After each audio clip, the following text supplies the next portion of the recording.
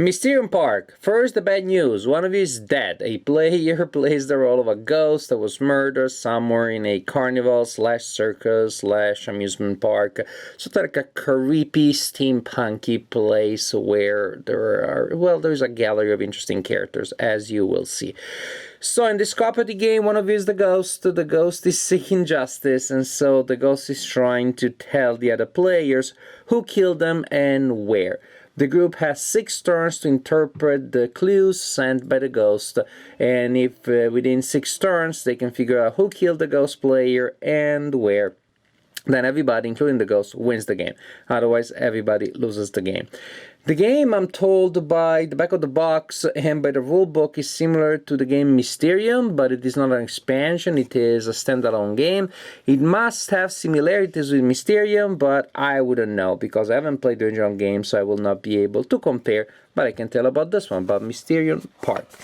The game is played around this board here. It has 3 phases. In phase 1, the players are trying to eliminate some suspects. In phase 2, the players are trying to eliminate some possible locations. In phase 3, if the players even get that far, they're actually finally trying to pin down exactly who is the murderer and when and where did the murder take place. In phase 1, we take cards from this deck here randomly, and we place them in the on the board here, forming a grid of 9. We got Mall Santa, other kind of artist, the fake vampire,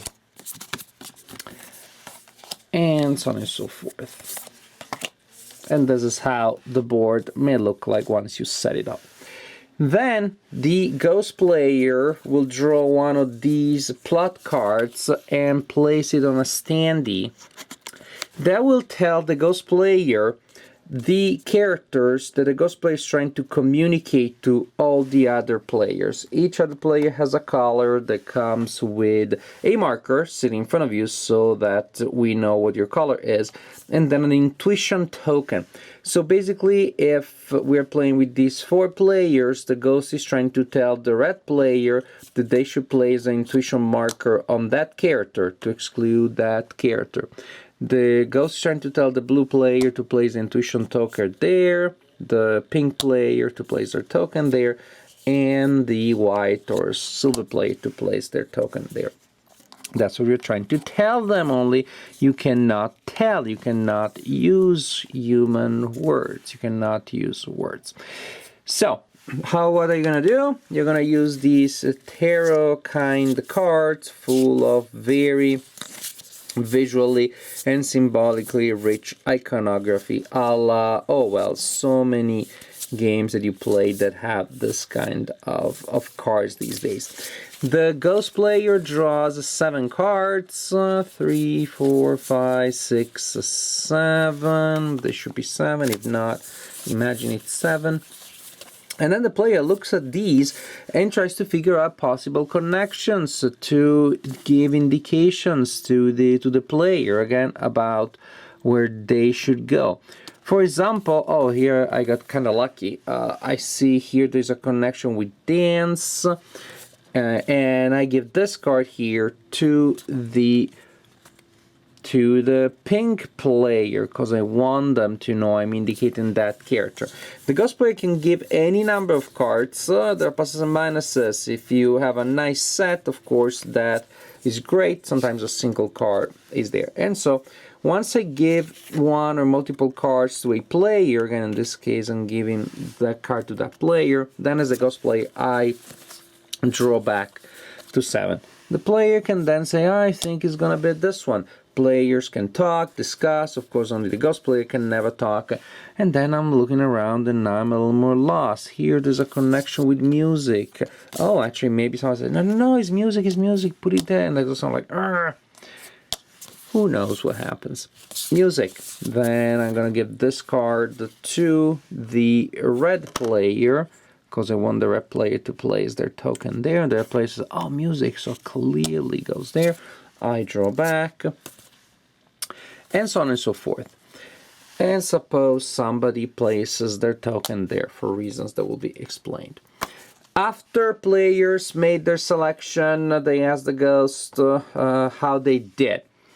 If anybody placed their token in the space marked with the witness, that simply is kind of like a freebie. You're told that that is a mistake, but you get a chance, you mark that with the witness, and you get a chance to relocate your marker. And suppose I say, oh, I think this is it. Then again, if there's a witness or not, after witness is resolved, the ghost tells the players if they got it right.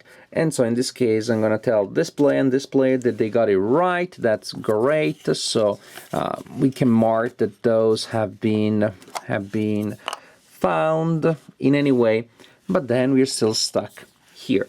And a turn passes if the players get it right. A turn still passes if the players got it wrong. A turn also passes, but they're stuck here because they cannot move to the next phase until this player figures out where that is, and the ghost can give them more cards.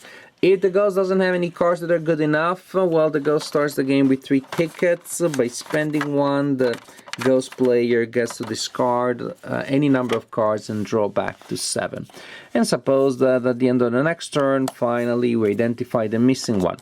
Then, we take the characters that were not outlined in any way in the original plot card, those be these 3, and we set them aside.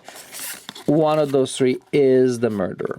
To set up the second phase, we simply repeat the procedure, but this time we use 9 locations instead of 9 people. And then the ghost player will draw another card, another plot card, again indicating where the players need to place their tokens to exclude locations, and where the witness is. And so again, suppose in just a single turn, this time everybody places their token where it needs to be. Again, this time we select the cards that have not been outlined in any way. These have been eliminated again once the players place their tokens on it.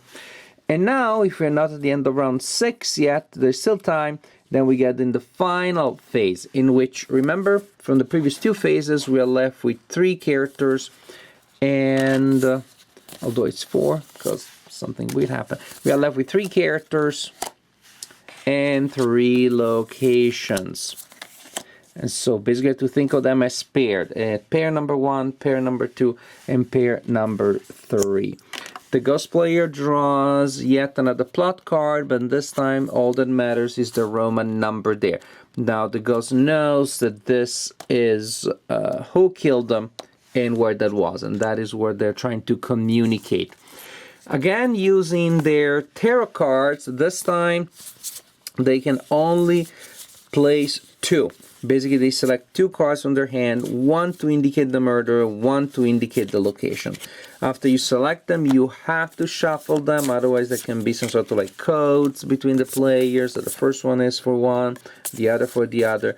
The 2 cards are given to the players, and good luck. Now they have a chance to identify where the murder happened, and who the murderer is. If they get it right, everybody wins. If they get it wrong, everybody loses, and people also lose if we are at the end of phase 6 and the mystery has not been solved yet. Mysterium Park. By now we have had many games that rely on the same general idea of communicating through visually rich cards. In a certain sense, this is one of the purest, the most direct. There are games that do that, but with the trader, somebody does not know what the general theme is, etc, etc, etc. But not here. I know it, you don't, and I'm gonna try to tell you. Just as simple and direct as that in a fully cooperative manner. I love that the box has the most precise indication about the time that it's gonna take you to play the game ever. 28 minutes. If it's 27 or 29, just write to the publisher and get your money back, because how dare they promise 28. Of course, when they say 30 or 45, we don't expect that to be that precise, but 28, that's their commitment. But back to us. It is a solid, very simple, very straightforward cooperative game. It may not shine again for originality. I don't know how close it is to Mysterium, but it's still, although it overlaps with so many games based on a similar idea, it still has its own personality, it still has its own flavor, probably also due to the very strong setting with this weird circus, amusement park, carnival area with these weird characters. It's not easy, possibly because there is really, more than in other games of this kind, a gap between the cards that you use to create the clues and the target cards that you're trying to indicate to the other players, because there isn't that much variety in those target cards. There's a main theme. This is a strong person. This is the acrobat. This is the fire eater. Stuff like that. And then there are some items there, but there isn't a huge variety of elements on each cards. It happens fairly often that you really have a hand of cards and there really is no direct connections. This is even more true when from the people you move to the locations, where really there may be just one big clue. Maybe it's the color, maybe it's the shape, but there isn't a huge variety, so it becomes a lot tougher to link those tarot vision cards with those elements that you're trying to tell the players to exclude.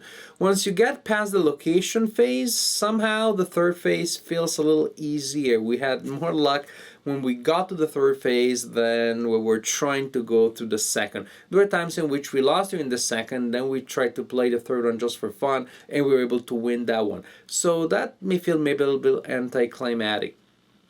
All of this also, you need to take into account the fact of the people I played it with, which is my two daughters that are currently 8 and 9, and they of course struggle to play this kind of game more than adults do. They don't realize that they struggle. They think they gave you a great clue because there in the background there was a little teeny tiny ladybug, and on the card that they wanted to show there was something red, and so right there, that works for them. The 8-year-old, oh, I want to be the ghost, I want to be the ghost, until she tried it and she didn't like it at all. Why is it so hard? Why don't you get it? So there are interesting dynamics there. I can't wait to try it with my adult friends, but that may be a while because I'm not having game night with my adult friends these days. In these days of quarantine of late 2020, I'm playing games solitaire or with my family. This is one of those party games with some substance, but it's a lot about the creativity, and they work particularly well with adults. One day I'll tell you what I think about that situation, but I'm not in a position to experience it as now. What I can tell is that it's an enjoyable game. I find it pretty hard, but then maybe not just because of the cards, may just also be because of the specific people I'm playing it with these days. But overall, Mysterium Park, it has a strong family resemblance with a lot of games that have been successful in the last couple of years. It still feels pretty much its own thing. Its own personality, in a sense, comes from its very straightforward, from its unusual straightforward purity, in a sense, directness. This about communication. Try to guess what I'm telling you, and that's it. Very minimalistic in that sense. So a solid design, similar to many others, not quite the same. Beautiful production, pretty challenging, and this is my assessment of Mysterium Park.